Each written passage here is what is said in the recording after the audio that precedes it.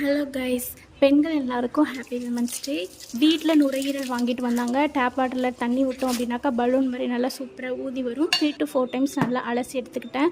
அன்றைக்கி எனக்கு இந்த ரெசிபி வைக்கிறதுக்கு டைம் இல்லை, அதனால் ஃப்ரீசரில் போட்டேன். ஃப்ரீசரில் வைக்கிறத லைட்டாக ஹாட் வாட்டர் வச்சு உள்ளே வச்சுட்டோம் அப்படின்னாக்கா ஃப்ரீசர் எல்லாம் நீட்டாக மெல்ட் ஆகி வந்துடும். அதுக்கப்புறமா நீட்டாக ஸ்கின் எல்லாம் பிரித்து எடுத்துகிட்டு நம்ம ரெசிபி செய்ய ஸ்டார்ட் பண்ணலாம். அலசி எடுத்து நறுக்கினதுக்கப்புறம் குவான்டிட்டி ரொம்பவே கம்மியாக இருந்ததுனால முருங்கைக்காவும் கத்திரிக்காவும் சேர்த்தே போட்டு குழம்பு செய்ய ஆரம்பிச்சிட்டேன். பட்டுக்குட்டிக்கு சுடுதண்ணியில் வெற்றிலை போட்டு எடுத்துட்டேன். இது டைஜஷனுக்கு ரொம்பவே நல்லது. அது மட்டும் இல்லாமல் கோல்டு இருக்குது, அதுவும் சரியாயிடும். பட்டுக்குட்டி லஞ்சு சாப்பிடவே இல்லை, நல்லா தூங்கிட்டாரு. ஸோ டிஸ்டர்ப் பண்ணலை. ஈவினிங் டைமில் ஊட்டலான்னு சொல்லிட்டு எல்லாமே எடுத்து வச்சுட்டேன். சைட் பை சைடு அங்கிளுக்கு காஃபியும் எடுத்து போட்டு கொடுத்துட்டேன்.